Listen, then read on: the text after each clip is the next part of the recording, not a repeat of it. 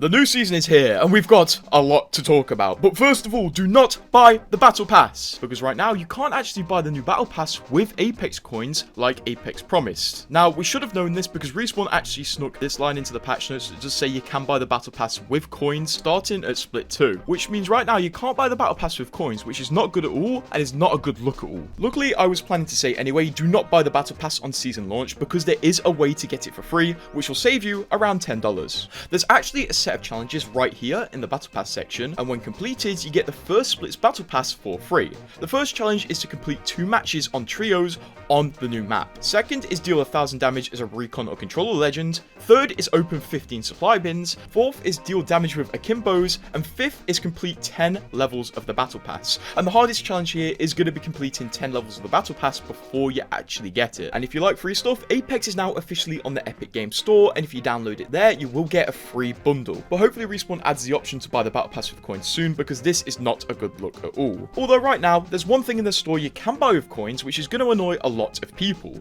because the milestone rewards from the last milestone event are now available in the store for 2,950 Apex coins. Respawn did note in the patch notes for the Void Reckoning event that this would happen, but not a lot of people read these patch notes, so this is going to surprise a lot of people and probably annoy even more who bought 17 whole Apex packs to get this Newcastle skin. At the same time as this though, there is a new store open called the Neon Omen store, which sells this Seer skin. And as shown by this logo right here, this skin does have a special select animation and is pretty flashy. It's pretty rare that we get skins like this, so I thought it was worth mentioning. Although Seer is definitely useless this season thanks to the Battle Sense system, but we'll touch on that later. Also, because people have managed to download the new season onto their computers, a few people are looking through the files, and we finally know who's getting another Heirloom next. And this is going to be good news to a lot of people. But first of all, FlyDigi sent me their Vader 4 controller, and this controller is an amazing simple piece of kit. One really cool feature is the fact that it has force adjustment on the joysticks. You see this thing around the joysticks where you can twist it left to make it looser and right to make it tighter. So you can have a joystick with huge resistance for precise aiming, or one with less resistance for quick flicks. On top of this, the triggers have adjustable vibration, meaning you can put it on clicky mode where the trigger feels really clicky, all the way to a half effect linear trigger with precise responses. You can tune this to however you want it. On top of this, the controller boasts a 1000 Hz wireless polling rate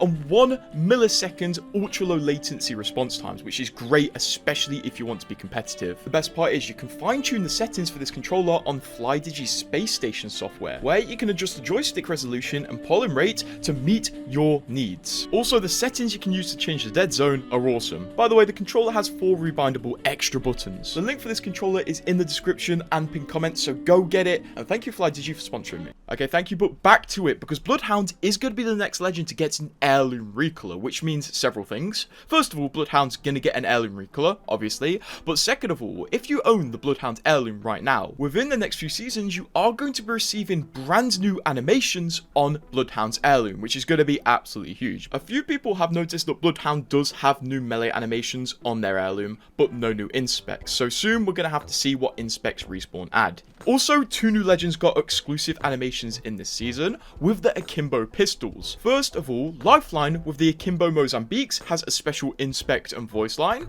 And second of all, Ballistic with the Dual P2020s has a special reload animation different from other Legends animations. This is probably leaning more into the fact that Respawn kind of want Ballistic to be that John Wick character. Even when he was first introduced, his pose was literally a John Wick pose, so Respawn are really leaning into this. Here's some bad things though. For some reason this season, duos simply doesn't exist. If you look at the menu to select a new mode, well, there's no duos. There's only trios that has a takeover on it, which is extremely weird. I'm not sure if this is a mistake, or Respawn are just trying to remove duos for some extremely strange reason. Why would they want to remove it? I don't know, because it would only annoy people. Although, when I started the season up, I wanted to check something out in trios, and it confused me even more when I checked it out. This is something I had previously noticed in a trailer for the new season, where in the stadium point of interest, there was this mural on the wall, which reminded me of something in Apex's history. So, when the new season started, I of course went and checked it out, and I landed at the new stadium point of interest to realize the mural is there. This mural actually reminded me of Fade's mask when I first saw it in the trailer, and honestly, it does really look like Fade's mask. There are obviously some similarities, but I wonder if Respawn is teasing the return of Fade, because that would go absolutely insane. The mural does say "We deserve light," which is a reference to the lore of the new map, where it had riots due to lack of power and constant blackouts. So I wonder if Respawn intentionally tried to tease Fade here, or it's just something very similar. You guys tell me. Also, staying on the topic of the new map, there's actually a few references to BT from Titanfall scattered around this map. First of all, in the stadium point of interest, there are comics scattered across the floor, and one of them has this Vanguard Titan on it. The weird thing is, you may go, this isn't BT, this is a Vanguard Titan, but no. This pose is actually traced from an image of BT from Titanfall 2, so kind of a little BT reference. And also near the Sutamo City Hall, there is a giant billboard showing a Vanguard Titan, presumably BT, with a crown above its head. Considering the fact that it does have a crown above its head, it leads me to believe this is definitely BT, because he's probably the most appreciated Titan in the Apex universe, considering he saved billions of lives by throwing himself into this thing, I forgot what it is. There are a few silly things people have been noticing in the new season as well. First of all, if you try out the new Watson perk, Respawn didn't actually add a description to it.